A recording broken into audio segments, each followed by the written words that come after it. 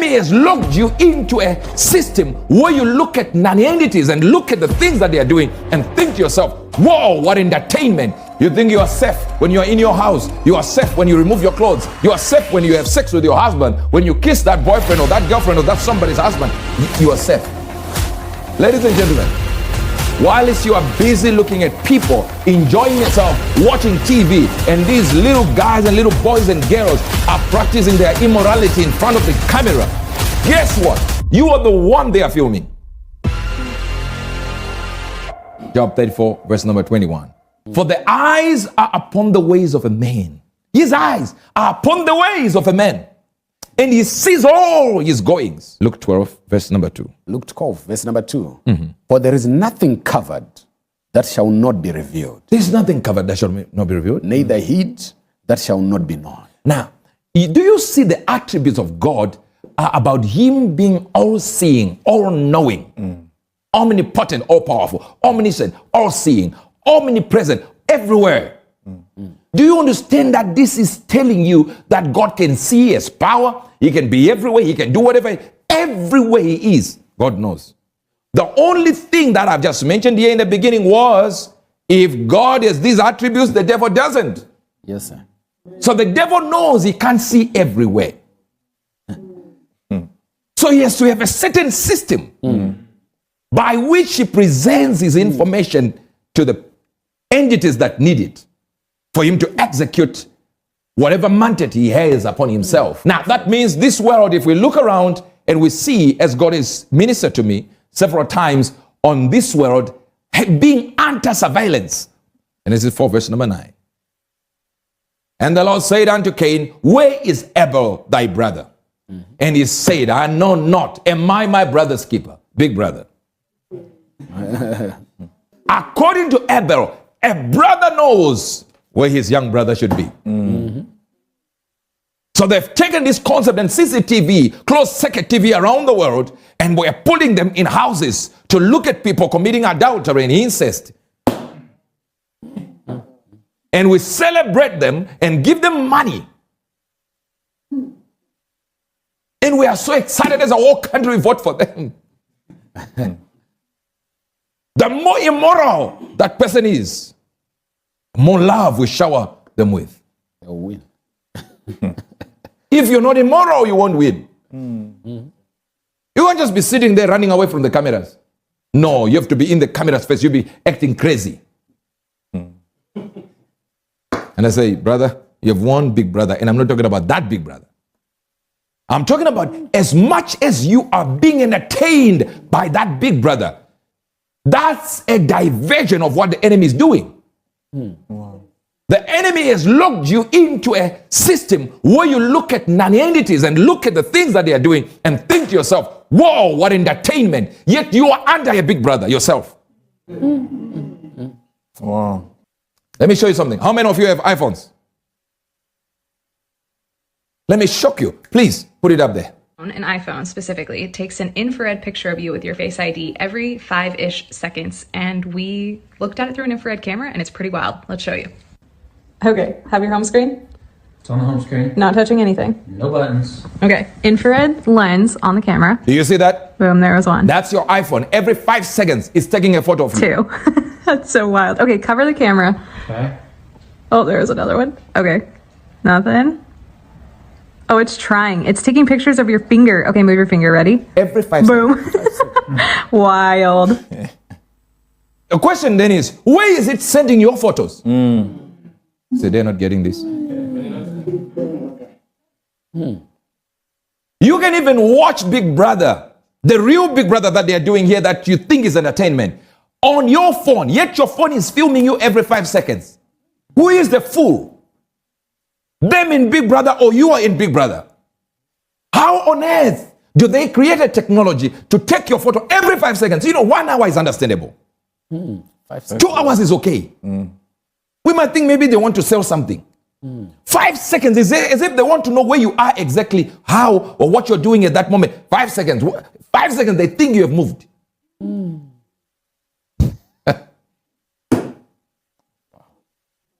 Maybe you don't have an idea because you had it. Let me show you. The computer is listening to you, even your own computer. This is proof that your devices are always listening to you. Have you ever had a conversation about a product and then you started seeing ads for it everywhere? Now, these big tech companies claim they don't listen, but a YouTuber by the name of Michelo proved otherwise in a live stream a few years ago. He held up a piece of paper with a subject he had not talked about yet. He visited a few websites to see what ads they were currently showing. And here we have a breast cancer ad, is that right? He closed everything on his computer and started talking about the subject. All right, so dog toys. Maybe some dog toys near me. Affordable dog toys, that'd be really good for me. He went back to the same websites he visited before, and lo and behold... Oh my God! It's right there! Dog toy ads, again! He also received an ad for Ford. Affordable dog toys, that'd be really good for me. Most affordable. It makes you wonder.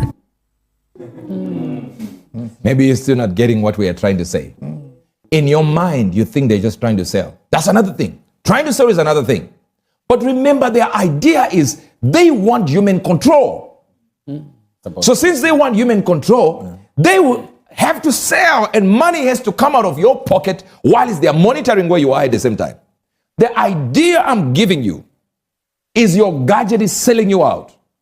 But what it's trying to do is just control you, see where you are, that when they want to trigger what they want to trigger, they know exactly where to find you. You can't run now.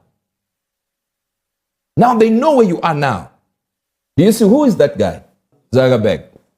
What is he known for? Facebook. So he deals with computers, right? But there's something you don't notice from that picture. Now show them. He's on computer. He blocks the cameras. Oh. He posted it. Never thought about what he was doing. He was posting, advertising his company. But in the background, there we see he's on camera. He blocks those cameras. That's a very good drug seller who is not getting high on his own product. He knows exactly what his computers can do. He knows what his systems can do. And he himself, being a billionaire, blocks. Now I want to show you facial recognition in China.